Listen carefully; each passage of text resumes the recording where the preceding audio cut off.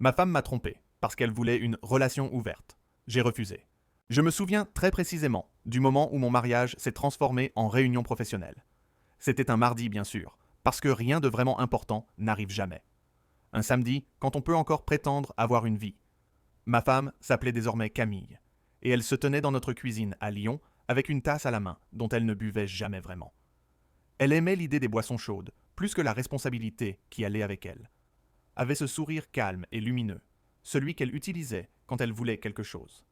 Le même sourire qu'elle réservait aux serveurs, aux propriétaires. Et une fois même à un policier. Quand notre assurance était expirée, ça marchait sur tout le monde, sauf sur moi, parce que moi, je vivais avec elle. Elle a dit, il faut qu'on parle. Et j'ai répondu, on a toujours besoin de parler. Ce qui était ma façon de dire que j'étais fatigué. Mais va y faire ton discours. Elle a penché la tête, comme si elle allait présenter un nouveau plat sur un menu. Et elle a dit, je pense qu'on devrait ouvrir notre relation. Pas parce que quelque chose va mal, mais parce que nous sommes adultes et que le monde est moderne.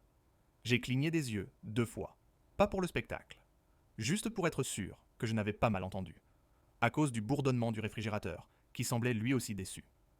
Je lui ai demandé ce que tu veux dire par ouvrir, comme une fenêtre, comme un livre, comme une trappe. Elle a levé les yeux au ciel et a dit, tu sais très bien ce que je veux dire.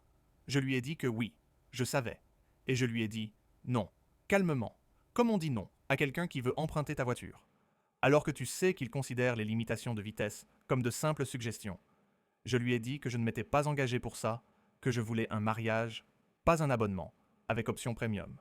Elle a ri de cette façon, légère, qui fait passer tout pour une blague. Sauf quand ça concerne ta propre vie. Elle a dit que j'étais étroit d'esprit. J'ai répondu non, je suis marié d'esprit. Elle est sortie de la conversation, comme on quitte un podcast ennuyeux. Et je l'ai regardée quitter la pièce. Et quelque chose en moi s'est figé, pas brisé. Juste en alerte, comme un détecteur de fumée qui n'a pas encore hurlé, mais qui sent déjà le problème. Les semaines suivantes avaient l'air normales de l'extérieur. Les dîners, les courses, les petites disputes sur le linge qui parlaient, en réalité de contrôle. Mais l'air avait changé de goût. Camille a commencé à protéger son téléphone, comme un bijou rare, et je n'en suis pas fier. Mais je l'ai remarqué, parce que quand on vit avec quelqu'un, on apprend ses habitudes. Et quand elles changent, soit on demande pourquoi, soit on parle au plafond. La nuit, elle a commencé à s'habiller comme si elle allait quelque part, après nulle part du rouge à lèvres, pour aller faire les courses du parfum pour la salle de sport. Et j'avais assez de respect pour moi-même pour ne pas accuser sans preuve, et assez d'expérience pour savoir que des accusations sans fait, c'est comme lancer des confettis sur un feu. Ça donne l'impression d'agir, mais ça n'aide pas. Un soir, elle est rentrée avec 1 heure de retard. Elle a dit que la circulation était folle. Ses cheveux étaient parfaits. Et c'est comme ça que j'ai su que la circulation n'y était pour rien. Le trafic ne coiffe personne. Je lui ai demandé où elle était, d'un ton banal, comme si je demandais dans quel rayon était le café. Elle a dit qu'elle avait pris un verre avec des collègues. Elle l'a dit, comme une réplique fluide, répétée, et j'ai senti mon estomac tomber lentement, comme un ascenseur aux intentions douteuses. J'ai dit d'accord, puis j'ai demandé quel collègue. Elle a marqué une pause, juste assez longue, pour que mon cerveau commence à empiler les preuves. Elle a cité 2 noms que j'avais entendus une fois. À une soirée de Noël, j'ai hoché la tête, puis j'ai dit c'est drôle, parce que j'ai croisé Thomas, de ton boulot, la semaine dernière. Et il m'a dit que tu travaillais surtout à distance maintenant que le bureau était presque vide. J'ai vu ses yeux vaciller, juste un instant, mais j'ai passé ma vie à remarquer les micro-fissures. Elle a souri encore, ce sourire calme, et a dit « Tu m'interroges ?» J'ai répondu « Non, j'écoute la vérité. » Elle m'a accusé d'être insécure, ce qui est un classique, comme quand quelqu'un emboutit ta voiture et te demande « Pourquoi tu étais garé là ?» Je n'ai pas élevé la voix. Je n'ai rien claqué. J'ai juste dit que je ne faisais pas cette histoire de relation ouverte, et que je ne faisais pas non plus la version cachée. Son visage s'est durci, et elle a dit que je nous retenais. Puis elle a sorti la phrase, qui me fait encore rire. De la pire façon. Elle a dit que c'était un monde moderne, qu'il fallait penser plus large. Je lui ai dit que je pensais large tous les jours à notre crédit, à nos économies, à notre avenir, à nos vœux. Elle a répondu que les vœux n'étaient que des mots, et c'est là que j'ai compris qu'elle était déjà partie. Elle était juste encore physiquement dans la maison, comme une invitée qui s'éternise. Le lendemain, j'ai commencé à faire quelque chose que je n'aurais jamais cru faire. J'ai commencé à observer, comme un comptable, sans émotion, sans drame. juste avec précision. Je notais les dates, pas les messages. Je ne voulais pas devenir un espion dans ma propre vie, mais je ne voulais plus être volontaire dans ma propre trahison. Et c'est là que tout a réellement commencé, juste avant qu'elle ne réalise que je n'étais pas la cible facile qu'elle avait épousée. Je n'ai pas confronté Camille tout de suite à propos du mail de la banque. Pas parce que j'avais peur, mais parce que j'avais compris une chose essentielle. Dès que tu montres ton jeu à quelqu'un qui aime jouer, il change les règles. Je me suis assis au bord de notre lit, en regardant mon téléphone, comme s'il m'avait trahi, personnellement. Demande de réinitialisation de mots de passe. Ce langage poli que les banques utilisent pour dire que quelqu'un fouille dans ta vie. Je suis allé dans la cuisine, et Camille fredonnait ce qui était presque impressionnant, parce que rien ne crie innocence, comme une bande. Sont joyeuses après avoir menacé de tout prendre. Elle a dit « bonjour », comme si nous étions un couple normal, et pas deux personnes de chaque côté d'un précipice. J'ai répondu « bonjour », et je l'ai observée attentivement. Elle n'avait pas l'air coupable. Elle avait l'air occupée, comme si elle suivait un planning. Et c'est là que j'ai compris que la tromperie n'était pas toute l'histoire. C'était juste l'introduction. Je lui ai dit que j'avais une grosse journée, et que je resterais, peut-être tard au travail. Elle n'a même pas demandé où j'irais. Elle a juste dit « d'accord », en regardant son téléphone, comme pour vérifier que sa journée restait bien organisée. Je suis allé au bureau. Je suis resté sur le parking, et j'ai appelé ma banque. J'ai demandé l'activité du compte, les tentatives de connexion, les appareils liés. Le conseiller parlait doucement, professionnellement, et je gardais la voix calme, comme si je parlais d'un colis perdu. Pas de toute ma vie financière. Il y avait eu une tentative de changer le mail de récupération, une question de sécurité échouée, une demande d'ajout d'un nouvel utilisateur autorisé. J'ai demandé les horaires. Je les ai notés, et ils correspondaient à des moments où Camille était à la maison. Pas moi. Le conseiller m'a demandé si je voulais bloquer le compte. J'ai dit « pas encore ». J'ai demandé à renforcer la sécurité et à ajouter une phrase secrète. Et je l'ai choisi absurde, parce que quitte à être trahi, autant s'amuser un peu. Ensuite, j'ai appelé la carte bancaire, puis les organismes de crédit. Et j'ai placé une alerte fraude. Je faisais tout comme une liste, pas en panique, mais organisé. Il y a une différence. Paniquer, c'est perdre le contrôle. Organiser, c'est refuser de le perdre. Ensuite, j'ai appelé une avocate. Pas la première, trouvée. Pas la plus tape à l'œil, mais celle qu'un collègue avait utilisée pour un divorce sale. Il m'avait dit qu'elle était un requin, et j'ai pensé que ça pourrait servir son bureau. Sentait le café et la détermination.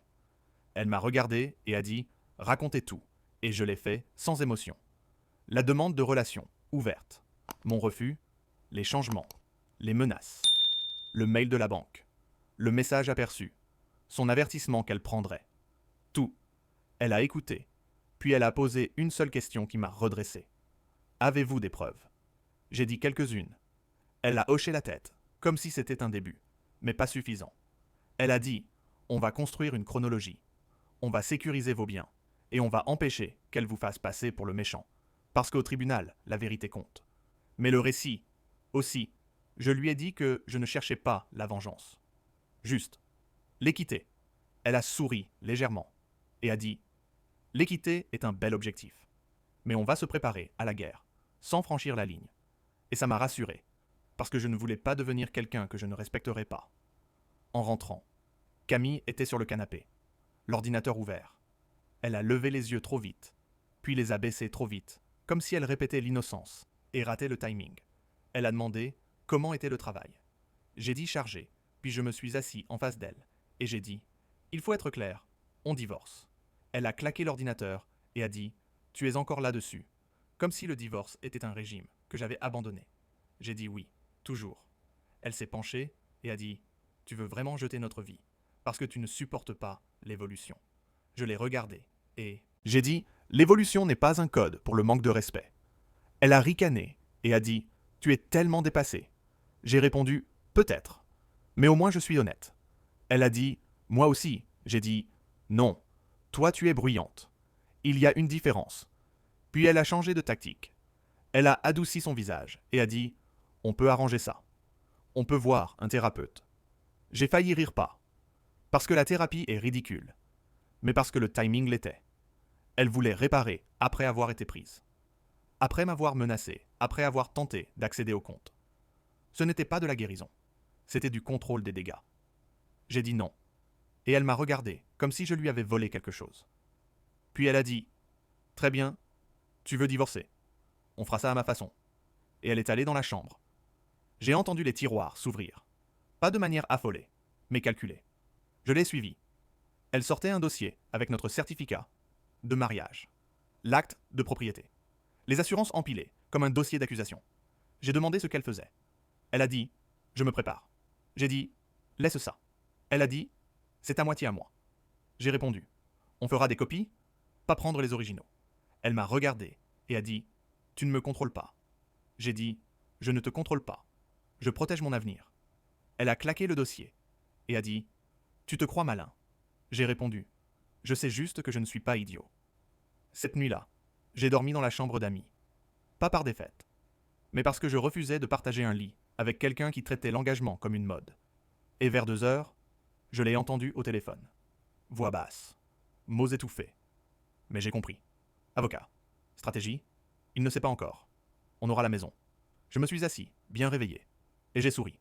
Parce qu'elle se trompait sur un point clé. Je savais. Et le lendemain, j'ai commencé l'audit. Silencieux. J'ai photographié chaque document important. J'ai sauvegardé les relevés. Les mails, les captures, des tentatives d'accès. J'ai construit la chronologie comme mon avocate. L'avait dit sans pirater, sans espionner, juste ce qui était légal et pertinent. Puis j'ai vu quelque chose qui m'a noué l'estomac. Un virement programmé du compte épargne vers un compte inconnu prévu pour le lendemain. Ce n'était pas énorme, mais c'était volontaire. Et là, le suspense est devenu logistique, pas émotionnel. J'ai appelé mon avocate, elle a dit « N'angoissez pas, agissez ». Et elle m'a guidé pour bloquer le transfert, le documenter et demander une mesure temporaire pour empêcher le déplacement des actifs. Quand j'ai raccroché, je me suis senti stable, comme si je marchais. Enfin, sur du solide. Camille est entrée et a vu mon ordinateur ouvert. Elle a demandé ce que je faisais. J'ai dit « Je me protège ». Elle a plissé les yeux et a dit « Tu complotes ». J'ai répondu « Non, je réponds ». Elle a souri, mais plus durement, et a dit « Tu perdras ». J'ai dit « Peut-être », mais pas en silence. Elle est partie et mon téléphone a vibré. Nouvelle connexion à votre cloud depuis un appareil inconnu. Localisation salon. Et j'ai compris qu'elle ne voulait pas seulement l'argent. Elle voulait le récit. Et je devais l'arrêter avant qu'elle ne réécrive ma vie.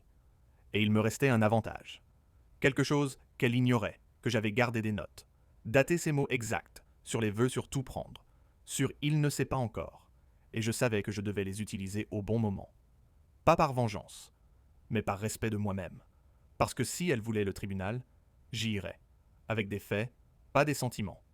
Et le prochain tournant est arrivé plus vite que prévu, avec un coup à la porte, et un homme tenant une enveloppe légère, comme si elle ne contenait rien du tout. Le coup à la porte était calme professionnel, le genre qui suppose l'obéissance. J'ai ouvert, et un homme se tenait là, avec une enveloppe, comme un simple ticket de caisse. Il a demandé mon nom. J'ai répondu oui, et il me l'a tendu avec un visage neutre, qui disait qu'il avait livré bien pire à de meilleurs matins. Camille est apparue derrière moi, immédiatement, comme si elle attendait ce moment. Elle a tendu la main vers l'enveloppe, et je me suis décalé. Pas brusquement, mais fermement. J'ai dit « Je m'en charge ». Sa mâchoire s'est crispée. L'homme a hoché la tête, et est parti. Et soudain, nous étions là, dans le couloir, tenant un avenir, qu'aucun de nous ne voulait lire. À voix haute. J'ai ouvert l'enveloppe, et parcouru les lignes. Requête en divorce, mesure provisoire, demande d'usage exclusif du domicile, contrôle principal des comptes communs. J'ai presque admiré l'assurance. Elle avait déposé en première. Elle avait attaqué, fort pensant que la vitesse remplacerait la vérité. Elle a croisé les bras et a dit « Tu vois, je t'avais prévenu. Je n'ai rien dit. Parce que le silence est puissant. Quand l'autre attend. La panique. » Je suis allé à la cuisine. Je me suis assis. Et j'ai tout lu. Attentivement. Pas par choc, mais parce que les détails comptent. Elle me regardait, comme si elle attendait que je craque. Enfin, elle a dit « Tu aurais dû accepter la relation ouverte. » C'est ce qui arrive quand tu refuses d'évoluer. J'ai levé les yeux et j'ai dit non. C'est ce qui arrive quand quelqu'un confond la flexibilité avec la faiblesse. Elle a ri et a dit « Tu crois que le juge va se soucier de tes sentiments ?» J'ai répondu « Non. Il se soucie des faits. » Elle a levé les yeux au ciel et a dit « Bonne chance avec ça. Mon avocat est très bon. » J'ai souri légèrement et j'ai dit « Le mien aussi. » Et pour la première fois, elle a hésité. Juste une seconde. Mais une seconde. Suffit. Elle a pris son manteau et est partie, sûrement pour célébrer ce qu'elle croyait être une victoire. J'ai attendu 10 minutes, puis j'ai appelé mon avocate. Je lui ai envoyé des photos de chaque page. Elle a répondu, presque aussitôt, calme direct. Elle a dit, c'est de la pression classique. Elle essaie de vous faire céder. On va répondre, on va demander nos propres mesures, et on va contrer son récit. Puis elle a ajouté quelque chose qui m'a fait respirer. Vous avez bien fait de documenter tôt. Ça nous donne un levier. Après l'appel, je suis resté seul dans la maison silencieuse, et j'ai ressenti quelque chose d'inattendu. Du soulagement. Pas de la joie. Pas de la tristesse. Juste le soulagement que la comédie soit finie cette nuit-là. Camille n'est pas rentrée, et je n'ai pas demandé où elle était. J'ai dormi profondément pour la première fois, depuis des semaines. Le matin suivant, j'ai préparé ma réponse. J'ai organisé les dossiers, classé, les dates, surligné, les incohérences. J'ai créé une chronologie simple, montrant la demande de relations ouvertes, mon refus, les changements, les tentatives financières, le gel du virement, sans commentaire, juste des faits, parce que les faits n'ont pas besoin d'ornement. Quand Camille est rentrée plus tard, elle était pleine d'énergie, comme quelqu'un qui pensait que l'élan jouait pour elle. Elle a dit « Mon avocat dit que tu vas regretter de faire traîner ça. » J'ai répondu « Je ne fais rien. Traîner. Je reste immobile pendant que tu tournes en rond. » Elle a ricané et a dit « J'aurai la maison. » J'ai dit « Peut-être qu'on la vendra. » Elle a dit « J'aurai les économies. » J'ai dit « Peut-être qu'on les partagera. » Elle a dit « Tu es délirant. » J'ai répondu « Peut-être. Mais je suis préparé. » Ce mot l'a dérangé. Je l'ai vu. Préparé. Ne correspondait pas à la version de moi qu'elle avait dans la tête. Elle me voulait émotif, réactif, coupable, à la place. J'étais calme, et le calme déstabilise ceux qui vivent du chaos. Ce soir-là, j'ai reçu la confirmation que le tribunal avait accepté ma réponse et ordonné une gel temporaire des actifs majeurs. Camille a lu la notification et a jeté son téléphone sur le plan de travail. Elle a dit « Tu fais ça pour me punir ?» J'ai répondu « Non, je fais ça. » Pour nous protéger. Elle a ri amèrement et a dit « Tu te crois supérieur ?» J'ai dit « Non, je me crois responsable. » Et ce n'est pas pareil. Elle est sortie, encore une fois. Et je suis resté là à penser à la seule chose qu'elle ignorait toujours. Les notes sauvegardées. Les dates exactes. Ces mots sur les vœux. Sur tout prendre. Sur « Il ne sait pas encore ». Je les avais écrits. Des mois plus tôt, quand une intuition étrange m'avait soufflé de le faire. Je ne l'avais pas enregistré. Je ne l'avais pas piégé. J'avais juste écouté attentivement. Et l'écoute écrite devient une preuve. Je savais que la prochaine phase ne serait pas financière, mais narrative, qui paraîtrait raisonnable, qui semblerait imprudent, et qui le juge croirait. Et Camille allait apprendre que penser moderne n'efface pas les conséquences modernes. La date de l'audience a été fixée, et en la notant sur mon calendrier, j'ai souri pas, parce que je voulais me battre, mais parce que j'étais enfin prêt à terminer quelque chose honnêtement, et j'avais le sentiment qu'elle allait encore une fois me sous-estimer. L'audience est arrivée discrètement, comme un examen pour lequel on a oublié d'être nerveux. Je suis entré au tribunal, calme, pas courageux, pas en colère, juste prêt. Camille est arrivée 10 minutes en retard, portant sa confiance comme un parfum. Elle m'a souri, comme si nous allions partager une blague et non une frontière légale. Son avocat a parlé en premier, dressant le portrait d'un homme rigide, dépassé, émotionnellement limitant. J'ai écouté sans réagir, parce que réagir était exactement ce qu'ils attendaient. Puis mon avocate s'est levée et a parlé calmement de chronologie, de documents de cohérence. Elle n'a pas attaqué. Elle a clarifié. Elle n'a pas dramatisé. Elle a organisé. J'ai observé le juge lire les dossiers, s'arrêter plus souvent sur les nôtres. Camille bougeait sur sa chaise chaque fois que le silence s'étirait. Le silence est lourd quand on attend des applaudissements. À la fin des mesures provisoires ont été rendues. Accès, partagé, refus du contrôle exclusif des biens. Le sourire de Camille a complètement disparu. Cette fois dehors. Elle m'a affronté en disant « Tu avais tout prévu ».